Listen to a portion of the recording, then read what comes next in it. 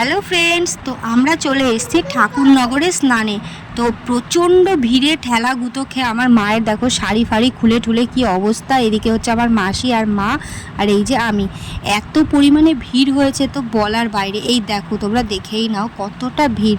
তো আমরা অনেক ভোরবেলা চলে এসেছিলাম। এটা ছিল মঙ্গলবারের ভিডিও, আর ভিডিওটা তোমাদের সাথে শেয়ার করতে অনেকটা লেট হয়ে গেল।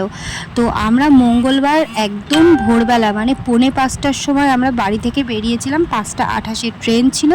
তো সেই ট্রেন ধরে আমরা অনেক ভোরবেলা চলে এসেছি ঠাকুরনগরে। আর দেখো কত লোক! এই ঠাকুরনগরে কিন্তু লক্ষ লক্ষ লোক এসেছে স্নান করতে। এটা ছিল হচ্ছে বারুণী স্নান। ঠাকুরনগরের ঠাকুর বাড়িতে কিন্তু প্রচুর লোক আসে, আর এখানে কিন্তু ঠাকুরনগরের মেলা হয়। তোমরা কিন্তু অনেকেই জানো, আর ইতিমধ্যে অনেকেই এখানে এসেছে আর ভিডিও পোস্ট করে ফেলেছে। আমারই শুধু লেট হয়ে গেল। তো এখন আমরা প্রচণ্ড পরিমাণে ঠেলা গুঁতো খেতে খেতে এখন আমরা যাচ্ছি সেই স্নানের উদ্দেশ্যে। আমি কিন্তু স্নান করব না, আমি জাস্ট একটু ওই মাথায় জল ছিটিয়ে নেব, আর মা আর মাসি কিন্তু স্নান করবে। তো এই দেখো কি পরিমাণে ভিড় গাইজ। সত্যি কথা বলতে আমি যে বেঁচে বাড়ি ফিরে এসেছি এটাই আমার কাছে অনেক।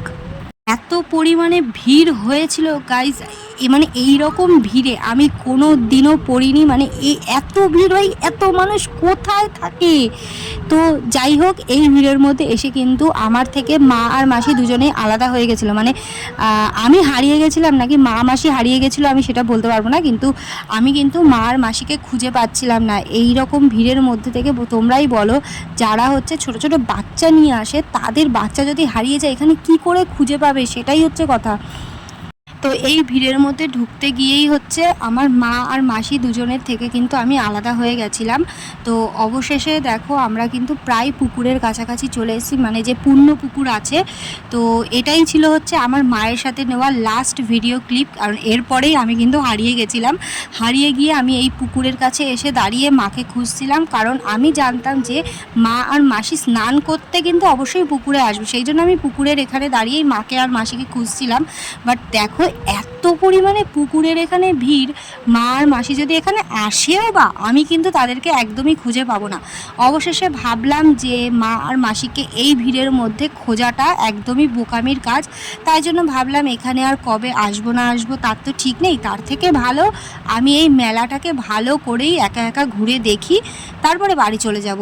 আর মা আর মাসি তাদের মতোই বাড়ি চলে যাবে। আর এই দেখো আমার পেছনে কত লোক!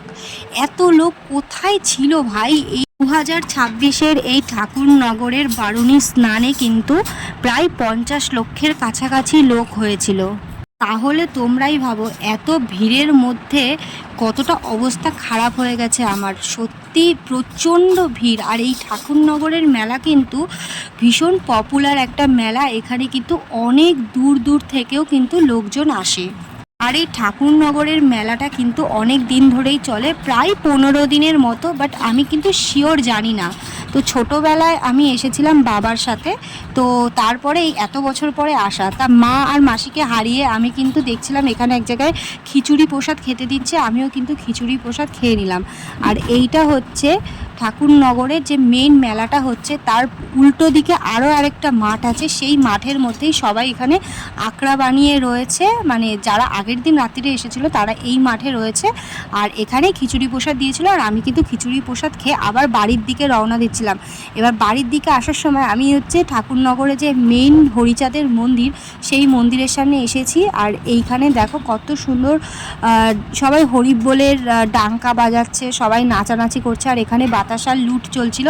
আর আমার তো এটা ভেবেই ভয় লাগছিল আবার এই ভিড়ের মধ্যে দিয়ে আমাকে ট্রেনে ওঠার জন্য প্ল্যাটফর্মে যেতে হবে।